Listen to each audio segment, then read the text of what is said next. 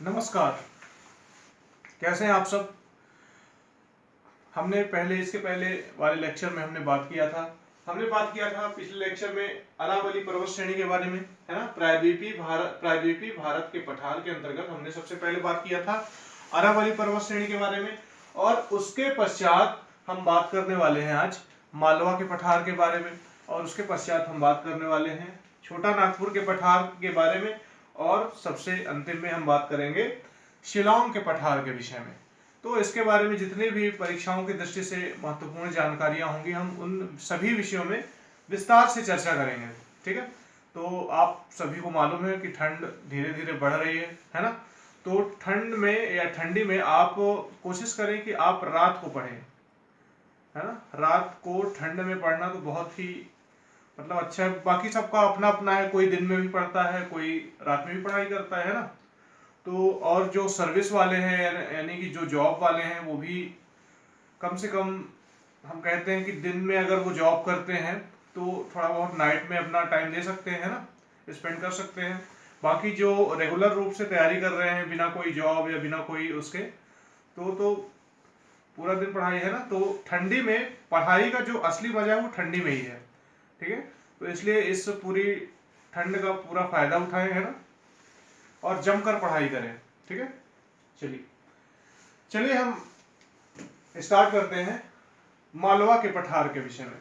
प्रायद्वीपीय भारत के पठार के अंतर्गत हम अब बात करने वाले हैं मालवा के पठार के विषय में। ठीक है। तो ये देखिए मालवा के पठार का चित्र है, लगभग ऐसा है। ठीक है। ये है मालवा के पठार का चित्र। ठीक है।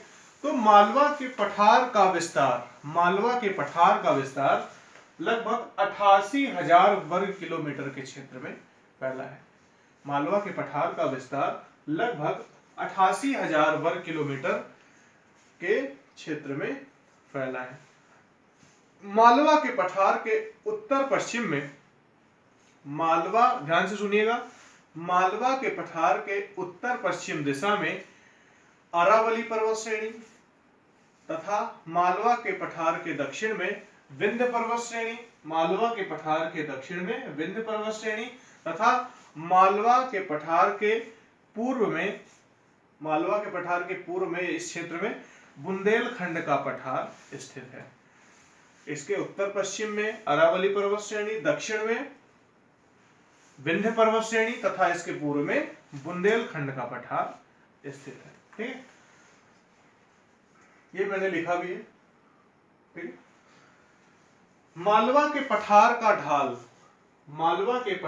ढाल उत्तर की तरफ है, इसीलिए यहां से बहने वाली अनेकों नदियां जैसे कि चंबल, काली सिंध, बेतवा, है ना, ये सभी नदियां यहां से निकलती हैं और उत्तर पूर्व दिशा में प्रवाहित होते हुए यमुना नदी से मिल जाती हैं। मालवा के पठार से निकलने वाली नदियां जो हैं चंबल, सिंध, बेतवा, है ना, ये सभी नदियां मालवा के पठार से निकलती हैं और उत्तर पूर्व दिशा में प्रवाहित होते हुए यमुना नदी में मिल जाती हैं। ठीक है। और इन्हीं नदियों के प्रवाह से हमें ऐसा पता चलता है कि जो इसका ढाल है यह उत्तर की तरफ है। मालवा के पठार का जो ढाल है वह उत्तर की तरफ है। यह हमें कैसे पता चलता है? यह हमें ऐसे पता चलता है क्योंकि यहां से निकलने वाली नदियां उत्तर की ओर बहती हैं। ठीक है। उत्तर की ओर बहती हुई उत्तर पूर्व में दिशा में यमुना नदी से मिल जाती हैं। तो इसलिए हम ऐसा कह सकते हैं कि मालवा के पठार का जो ढलान है वह उत्तर की दिशा में है। ठीक है। चलिए हम आगे बात करते हैं। ये देखिए मैंने लिखा भी है, यहां से चंबल उसकी सहायक नदियां निकलकर उत्तर की ओर प्रवाहित होती हैं। ठीक है। चंबल तथा, ध्यान से सुनिएगा, चंबल तथा अनेकों सहायक नदियों ने मालवा के पठार को अपर्दित कर दिया है, यानी कि इसका अपर्दन करके बीहड़ या खड्ड के रूप में परिवर्तित कर दिया है। जैसे कि ये है आपका मालवा का पठार, है ना। तो यहां से जो भी नदियां निकल रही हैं, इस क्षेत्र को कई भागों में इन नदियों ने क्या कर दिया है? काट छांट दिया है, यानी कि एक बीहड़ के रूप में इसे परिवर्तित कर दिया गया है। ठीक है। तो चंबल तथा उसकी अनेकों सहायक नदियों ने मालवा के पठार को अपरदित करके या उसका अपरदन करके उसको बीहड़ या खड्ड के रूप में परिवर्तित कर दिया है। ठीक है, तो आइए आगे हम बात करते हैं।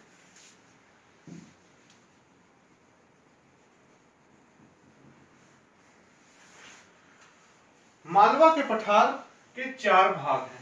मालवा के पठार को 4 भागों में बांटा गया है। ठीक है, कौन कौन से भाग हैं? उत्तर पूर्वी पठार क्षेत्र, ध्यान से चित्र में देखिएगा।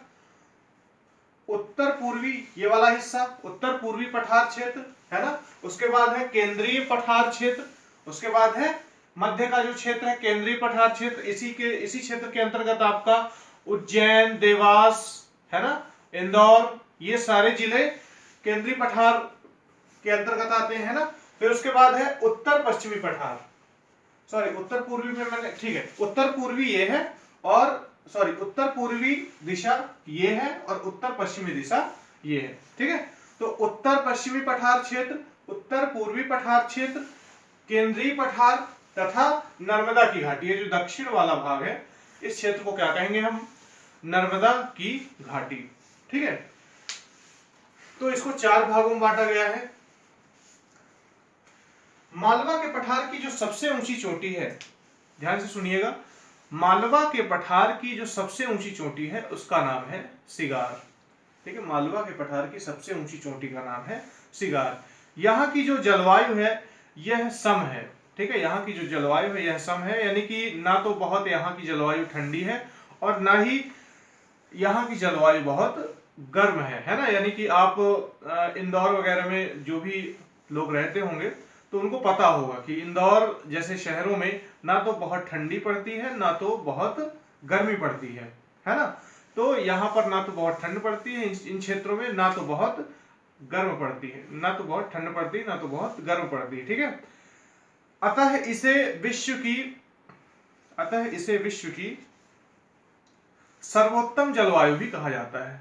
अतः इसे विश्व की सर्वोत्तम यानी कि सबसे अच्छी जलवायु वाला क्षेत्र के नाम से जाना जाता है। ठीक है, मालवा के पठार वाले क्षेत्र को विश्व की सबसे अच्छी जलवायु वाले क्षेत्र के नाम से भी जाना जाता है। ठीक है, पहचाना जाता है।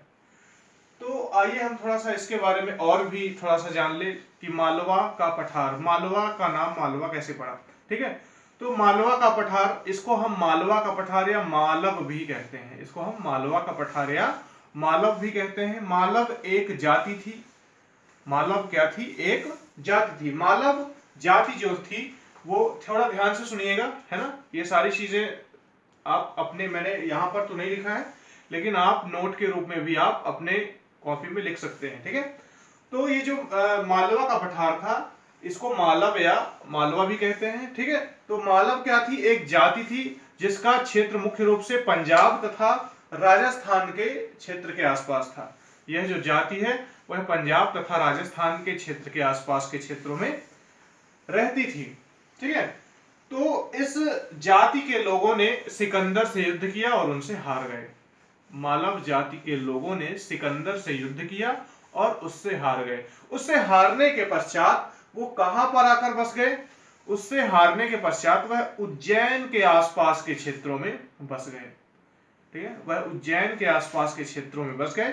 तभी से इस मालव जाति के कारण, यानी कि ये जो मालव जाति थी जो उज्जैन के आसपास, उज्जैनी उस समय पर इसका नाम था, प्राचीन नाम। ठीक है, तो उज्जैनी के आसपास के क्षेत्रों में बसे मालव जाति के कारण ही इस पूरे क्षेत्र को मालवा का पठार कहा जाता है। ठीक है, तो कॉन्सेप्ट थोड़ा सा क्लियर रखिएगा, ये छोटी छोटी चीजें याद रखिएगा। ठीक है, तो ये हो गया क्या? मालवा का पठार। अब हम आगे बात करते हैं छोटा नागपुर का पठार। छोटा नागपुर का पठार आप देख लीजिए कहां पर है। छोटा नागपुर का पठार ये है, यानी कि उत्तर पूर्वी दिशा पर, उत्तर पूर्वी दिशा में है छोटा नागपुर का पठार। ठीक है, चलिए आइए हम बात करते हैं। छोटा नागपुर का पठार लगभग 65,000 वर्ग किलोमीटर के क्षेत्रफल में फैला है। छोटा नागपुर का पठार या इस पठार का विस्तार 65,000 वर्ग किलोमीटर के क्षेत्र में है। ठीक है। छोटा नागपुर का जो पठार है, आप एटलस तो जरूर देखते रहिएगा, है ना। एटलस जब भी आप लेक्चर को देखें तो आप अपने सामने एटलस रख लें, और उसमें जो जो मैं चीजें बता रहा हूं, कोई भी अगर नदियों का नाम ले रहा हूं मैं, या मालवा के पठार का नाम ले रहा हूं, तो आप देखेंगे, आप इसको देखेंगे कि मालवा का पठार कितने सारे जिलों या कितने क्षेत्रों से होकर होता है। ठीक है, कितने क्षेत्रों से सीमा लगाता है, कितने राज्यों में है, विस्तृत है ना। इसका मालवा का पठार जैसे मैंने बताया, तो मालवा के पठार का जो मालवा का पठार जो है वो मध्य प्रदेश के पश्चिमी पूरा क्षेत्र को कवर करता है। ठीक है, यानी कि जो मध्य प्रदेश का जो पश्चिमी क्षेत्र है वह पूरा क्षेत्र मालवा के पठार में आता है। तो ये सारी चीजें आप थोड़ा सा अपने एटलस में देखते जाइएगा कि मालवा के पठार का विस्तार किस किस राज्य में है, मध्य प्रदेश के कौन कौन से जिले इसके अंतर्गत आ रहे हैं। ठीक है, मध्य प्रदेश के कौन कौन से जिले इसके अंतर्गत आ रहे हैं, ये सारी चीजें आप अपने अपने एटलस में देखिए। ठीक है, चलिए। तो छोटा नागपुर के पठार का विस्तार मुख्य रूप से झारखंड, पश्चिम बंगाल, बिहार तथा थोड़ा बहुत भाग आपका उड़ीसा का भी आता है। ठीक है, लेकिन जो छोटा नागपुर के पठार का जो मुख्य रूप से विस्तार है वह झारखंड राज्य के अंतर्गत ही आता है। ठीक है, तो आइए चलिए हम बात करते हैं। मुख्य रूप से यह झारखंड राज्य के, आप देखिए कि अब अपने अपने एटलस में देखिए कि छोटा नागपुर का पठार कहां पर है ना, वहां से कौन सी नदी निकलती है, ठीक है, किन किन राज्यों में है। ठीक है, ये सारी चीजें आप अपने अपने एटलस में देखिए। छोटा नागपुर के पठार के मध्य से, ध्यान सुनिएगा, छोटा नागपुर के पठार के मध्य से दामोदर नदी, छोटा नागपुर के पठार के मध्य से दामोदर नदी पूर्व दिशा में बहती हुई हुगली नदी से मिल जाती है। छोटा नागपुर के पठार के मध्य से, यानी कि बीचों बीच से पूर्व दिशा में बहती हुई जो दामोदर नदी है, ये कौन सी नदी है, दामोदर नदी हुगली नदी से मिल जाती है। ठीक है, तो दामोदर नदी जो है वह छोटा नागपुर के पठार को दो बराबर भागों में बांटती है, यानी कि इसके मध्य से होकर बहती है, तो छोटा नागपुर के पठार को दो भागों में बांटती है। हालांकि छोटा नागपुर के पठार के अंतर्गत 3 पठार आते हैं, है ना, यानी कि छोटा नागपुर का जो पठार है वह 3 पठारों से मिलकर बना है। ठीक है, तो देखिए, दामोदर नदी के उत्तर में हजारीबाग का पठार, ध्यान से सुनिएगा, दामोदर नदी के उत्तर में हजारीबाग का पठार, तथा वहीं पर एक छोटा सा पठार है जिसका नाम है कोडरमा का पठार। ठीक है, तो दामोदर नदी के उत्तर में हजारीबाग का पठार, कोडरमा का पठार, तथा दामोदर नदी के दक्षिण में रांची का पठार है।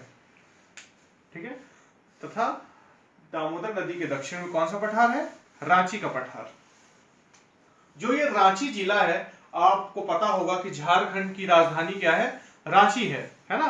तो जो रांची जिला है वह किस नदी के तट पर है, कभी कभी पूछ लेता है, तो रांची जिला स्वर्ण रेखा नदी के तट पर है। ये स्वर्ण रेखा नदी कहां से बह रही है, स्वर्ण रेखा नदी हजारीबाग के पठार से ही होकर बहती है और बंगाल की खाड़ी में अपना मुहाना बनाती है। ठीक है, तो यहां पर है, जानकारी के लिए मैं बता दूं आपको, तो जो रांची है वह स्वर्ण रेखा नदी के तट पर स्थित है। चलिए हम आगे बात करते हैं। रांची स्वर्ण रेखा के नदी के तट पर है, जो बंगाल की खाड़ी में अपना मुहाना बनाती है। सारी चीजें मैंने लिखी यहाँ पर। ठीक है, खनिजों की दृष्टि से यह क्षेत्र, यानी कि छोटा नागपुर का जो पठार है वह खनिजों की दृष्टि से समृद्ध होने के कारण इसे भारत का रूर प्रदेश कहते हैं। इसे भारत का रूर प्रदेश कहते हैं। इस चीज को ध्यान से समझिएगा। छोटा नागपुर का पठार खनिजों की दृष्टि से काफी समृद्ध होने के कारण, यानी कि आप समझ लीजिए कि यह इस क्षेत्र में कोयला सबसे ज्यादा पाया जाता है, यानी कि कोयले का एक बहुत बड़ा भंडार यहाँ पर है, ठीक है, छोटा नागपुर के पठार में।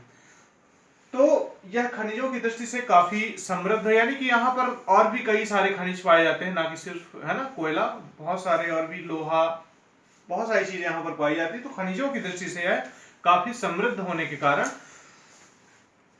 इसे भारत का रूर प्रदेश कहते हैं। इसे भारत का रूर प्रदेश कहते हैं, ठीक है। अब थोड़ा सा जान लीजिए इसके बारे में। आप थोड़ा सा ये जान लीजिए, जो रांची आपका जो शहर है ना, यह जो है तो वह काफी इंडस्ट्रियल एरिया है, आप सभी जानते हैं, है ना। जो रांची शहर है वह काफी इंडस्ट्रियल एरिया है, और यह किस नदी के तट पर बसा है? यह स्वर्ण रेखा नदी के तट पर बसा हुआ है, ठीक है। तो काफी इंडस्ट्रियल एरिया होने के कारण, यानी कि औद्योगिक क्षेत्र होने के कारण, यहाँ पर बहुत सारा जो कचरा निकलता है उद्योगों से, मलबा, रसायन वगैरह जो भी निकलता है, वह सीधे रूप से प्रवाहित किसमें कर दिया जाता है? स्वर्ण रेखा नदी में। जो भी औद्योगिक क्षेत्रों से जो भी कचरा निकलता है ना, वह किसमें प्रवाहित कर दिया जाता है? स्वर्ण रेखा नदी में। तो जो स्वर्ण रेखा नदी है वर्तमान में यह बहुत ही ज्यादा प्रदूषित हो गई है, ठीक है। तो ये थोड़ा सा, ये सब जानकारियां अपने ध्यान में रखिएगा, ठीक है। तो स्वर्ण रेखा नदी वर्तमान में काफी प्रदूषित हो गई है। थोड़ा सा आप रूर प्रदेश के बारे में पढ़ लीजिए, ठीक है। ठीक है, आपने जाना कि भारत छोटा नागपुर के पठार का क्षेत्र खनिजों की दृष्टि से समृद्ध होने के कारण इसे भारत का रूर प्रदेश कहते हैं। अब रूर प्रदेश क्या है? रूर प्रदेश के बारे में हम थोड़ा सा जानते हैं। तो अब सुनिए थोड़ा सा। यूरोप में एक देश है जिसका नाम है जर्मनी। अपने अपने एटलस ओपन कीजिए और यूरोप महाद्वीप में जर्मनी देश देखिए। तो यूरोप में एक छोटा सा देश है जिसका नाम है जर्मनी। जर्मनी का एक शहर है जिसका नाम है रूर। जर्मनी का एक शहर है जिसका नाम है रूर प्रदेश, ठीक है। रूर प्रदेश, या आप रूर सिटी भी कह सकते हैं, ठीक है। तो जैसे आप समझ लीजिए, समझने के लिए मैं बता देता हूं, जैसे ये मान लीजिए कि ये क्या है? रूर प्रदेश या रूर क्षेत्र है, ठीक है। तो कहा ये जर्मनी में है, ठीक है। तो रूर क्षेत्र के दक्षिण में एक नदी बहती है जिसका नाम है रूर नदी। रूर क्षेत्र के दक्षिण में एक नदी बहती है जिसका नाम है रूर नदी, तथा रूर क्षेत्र के पश्चिम में एक नदी बहती है जिसका नाम है राइन नदी, ठीक है। रूर क्षेत्र के दक्षिण में एक नदी बहती है जिसका नाम है रूर नदी, और रूर क्षेत्र के पश्चिम में एक नदी बहती है जिसका नाम है राइन नदी, ठीक है। तो इस रूर नदी, यानी कि रूर नदी के आसपास का जो क्षेत्र है वह काफी समृद्ध है, यानी कि कोयला यहाँ पर बहुत ज्यादा मात्रा में पाया जाता है ना। बस कुल मिला के आप ये समझिए कि जर्मनी में एक छोटा सा शहर है जिसका नाम है रूर क्षेत्र या रूर प्रदेश, है ना। वहां पर कोयले का बहुत ज्यादा मात्रा में भंडार है, और भी कई खनिज अयस्क वगैरह वहां पर पाए जाते हैं, ठीक है। तो वह यूरोप में या पूरे विश्व में भी वह बहुत प्रसिद्ध है, ठीक है। रूर प्रदेश, जर्मनी का रूर प्रदेश, ठीक है। तो जो जर्मनी का जो रूर प्रदेश है, यहां से लगभग जर्मनी का लगभग 80% कोयला यहां से निकाला जाता है, ठीक है। रूर प्रदेश से जर्मनी का लगभग 80% कोयला यहीं से निकाला जाता है, ठीक है। यहाँ पर इसलिए यहाँ पर और आसपास के क्षेत्रों में बहुत सारे कारखाने हैं, है ना, और भी खनिजों के, ठीक है। और भी सारी चीजें यहाँ पर बनती हैं, आयात होती हैं, निर्यात होती हैं। तो औद्योगिक दृष्टि से यह काफी महत्वपूर्ण है और यह बहुत ही प्रसिद्ध है, इसीलिए इसको रूर प्रदेश ये फेमस है। और इसी की संज्ञा दी जाती है छोटा नागपुर के पठार को। क्यों दी जाती है? क्योंकि यहाँ पर भी कोयला का संचित भंडार है, ठीक है। तो जर्मनी के रूर प्रदेश के कारण ही भारत के छोटा नागपुर के पठार को रूर प्रदेश की संज्ञा दी जाती है। ये चीज थोड़ा सा मन में अपने या दिमाग में कॉन्सेप्ट क्लियर रखिएगा, ठीक है, कि रूर प्रदेश क्या है, कहाँ है ये, है ना। ये सारी चीजें आप क्लियर रखिएगा। चलिए हम आगे बढ़ते हैं। तो छोटा नागपुर के पठार के उत्तर पूर्व में, ध्यान से देखिए, छोटा नागपुर के पठार में उत्तर पूर्व में, छोटा नागपुर के पठार के उत्तर पूर्व में राजमहल पहाड़ी है। ठीक है, उत्तर पूर्व में राजमहल पहाड़ी है। छोटा नागपुर के पठार की जो सबसे ऊंची चोटी है वह पारसनाथ है। छोटा नागपुर के पठार की जो सबसे ऊंची चोटी है वह पारसनाथ है। और यह चोटी किस क्षेत्र के अंतर्गत आती है? यह चोटी आती है हजारीबाग के पठार के अंतर्गत। छोटा नागपुर के पठार की जो सबसे ऊंची चोटी है वह कौन सी है? पारसनाथ की चोटी। ठीक है, इसको मैं ये इस साइन से डोनेट कर देता हूं, त्रिभुज। ठीक है, और ये किस क्षेत्र में आती है? हजारीबाग के पठार के क्षेत्र में। ठीक है, चलिए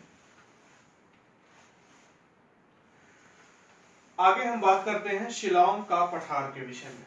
ठीक है, ये दोनों चीजें आपने अच्छे से समझ ली। अब हम आगे बढ़ते हैं। ठीक है, बस यही याद रखिएगा कि ये जो छोटा नागपुर का पठार है यह मतलब काफी घना है, काफी जंगल वगैरह यहाँ पर है ना। एक छोटी सी चीज मैं आपको बताता हूं, सुनिए।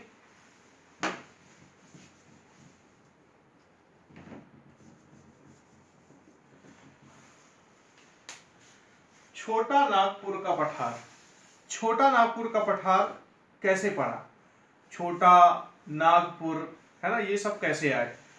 तो चलिए आइए हम थोड़ा सा जानते हैं। ये जो छोटा शब्द है ये कहां से आया, फिर हम नागपुर के विषय में चर्चा करते हैं। ऐसा कहा जाता है, ऐसी मान्यता है, इतिहास में भी मिलती है ना। कुछ वैज्ञानिक जो है, जो खोज करता है, वो बताते हैं कि रांची शहर से समीप, रांची शहर के पास ही एक छुटिया नामक गांव है। रांची शहर के समीप ही एक छुटिया नामक गांव है, उसी का अपभ्रंश निकला है छोटा। उसी का जो नया रूप है वह है क्या? छोटा। तो रांची से कुछ दूरी पर एक छुटिया नामक गांव है, उसी का अपभ्रंश है छोटा। ठीक है, तो छोटा शब्द वहां से लिया गया है। और नागपुर के लिए ऐसा वैज्ञानिक बोलते हैं या ऐसा इतिहासकार भी बोलते हैं कि यहाँ पर इस क्षेत्र में, यानी कि प्रायद्वीपीय भारत के पठार के क्षेत्र में प्राचीन काल में नागवंशों का यहाँ पर काफी शासन था। इस वजह से यहाँ पर नागपुर का इस्तेमाल किया गया है ना। तो छोटा शब्द कहां से आया आपने समझा? छुटिया का ही ये अपभ्रंश है। और नागवंश का ये यहाँ पर शासन होने के कारण नागपुर, ठीक है, तो तब से इसको छोटा नागपुर का पठार कहते हैं। वैसे तो अलग अलग जो वैज्ञानिक हैं वो अलग अलग अपनी अपनी व्याख्या कहते हैं। कोई कुछ कहता है कि इस कारण कहते हैं, कोई कुछ कहता है कि, है ना, वो अलग अलग वहां पर कहानियां हैं। तो बस मैं वही आपको बताऊंगा जो सर्वोत्तम है। ठीक है, जो हर जगह मान्य है। तो हर जगह मान्य क्या है? यहीं से आया है। ठीक है, चलिए शिलांग का पठार। अब शिलांग का पठार ये है, आप सभी जानते हैं, मैं पहले पढ़ा चुका हूं। शिलांग का पठार ये वाला क्षेत्र पूरा है। शिलांग के पठार के अंतर्गत, शिलांग के पठार के अंतर्गत पांच पहाड़ियां पाई जाती हैं। शिलांग के पठार के अंतर्गत 5 पहाड़ियां पाई जाती हैं। कौन कौन सी? ध्यान से सुनिएगा। गारो, खासी, जयंतिया, मिकिर तथा रेंगमा। गारो, खासी, जयंतिया, मिकिर तथा रेंगमा। ठीक है, जो शिलांग पठार है यह हिमालय के समीप स्थित है। जो शिलांग पठार है यह तो किसके समीप स्थित है या किसके पास स्थित है? हिमालय पर्वत के समीप स्थित है। लेकिन यह हिमालय पर्वत का भाग नहीं है। जो शिलांग पठार है यह हिमालय पर्वत का भाग नहीं है, भले ही उसके पास में स्थित है। यह प्रायद्वीपीय भारत का ही पूर्वी विस्तार है ना, यानी कि यह प्रायद्वीपीय भारत के पठार का ही एक हिस्सा है। यह प्रायद्वीपीय भारत के पठार का ही एक क्या है? हिस्सा है। ठीक है, तथा यह राजमहल पहाड़ी का ही पूर्वी विस्तार है। राजमहल पहाड़ी का ही ये पूर्वी विस्तार है। ठीक है, ये देखिए मैंने लिखा है, यह प्रायद्वीपीय भारत के पठार का हिस्सा है तथा राजमहल पहाड़ी का पूर्वी विस्तार है। ठीक है। राजमहल पहाड़ी तथा शिलांग पठार के मध्य, राजमहल पहाड़ी तथा शिलांग पठार के मध्य एक गैप है जिसका नाम है मालदा गैप। राजमहल पहाड़ी, अब ध्यान सुनिएगा, राजमहल पहाड़ी तथा शिलांग पठार के मध्य एक गैप है जिसका नाम है मालदा गैप, या इसे राजमहल गारो गैप भी कहते हैं, या इसे राजमहल गारो गैप भी कहते हैं। ठीक है, तो चलिए आइए हम बात करते हैं। इसके अंतर्गत 5 पहाड़ियां हैं, देखिए आपने, गारो, खासी, जयंतिया तथा मिकिर और रेंगमा। ठीक है, इसकी सबसे ऊंची चोटी क्या है? इसकी जो सबसे ऊंची चोटी है वह शिलांग। इसकी सबसे ऊंची चोटी क्या है? शिलांग। इसकी जो ऊंचाई है लगभग 1965 मीटर है। इसकी जो ऊंचाई है वो लगभग 1965 मीटर है। ठीक है, तो आज के लिए ये इतना कंप्लीट हो गया। ठीक है, इसको एक बार में अगर मान लीजिए कोई चीज नहीं अच्छे से समझ में आती तो उसको दोबारा देखें, है ना, तो धीरे धीरे आपको ये सारी चीजें समझ में आ जाएंगी और इनके नोट्स भी बनाते रहिएगा। ठीक है, जो चीज मैं अलग से भी बोलता हूँ, जैसे मैं कहानी के रूप में बोलता हूँ कोई चीज, तो उसको भी आप अपने नोट्स के रूप में लिख सकते हैं, नोट में बनाकर आप अलग से लिख सकते हैं। ठीक है, बाकी ये तो लिखना ही है, जितना मैंने यहाँ पर लिखा है ये तो कंपलसरी है, ये तो लिखना ही है, लेकिन अगर अलग से भी मैं कुछ बता देता हूं तो उसको भी आपको लिख लेना है, लिख जरूर लेना है, क्योंकि एक बार सुनने से भूल जाएगा, लेकिन बार बार आप उसको पढ़ेंगे तो आपको हमेशा के लिए आपका कॉन्सेप्ट क्लियर रहेगा। ठीक है, तो बस ठंडी का एंजॉय करते रहिए, है ना, और पढ़ाई करते रहिए। इस ठंडी का पूरा उपयोग कीजिए पढ़ाई में, है ना, बढ़िया आराम से स्वेटर वगैरह पहनकर मस्त बैठकर पढ़ाई कीजिए। तो तब तक के लिए धन्यवाद, मिलते हैं अगले वीडियो में।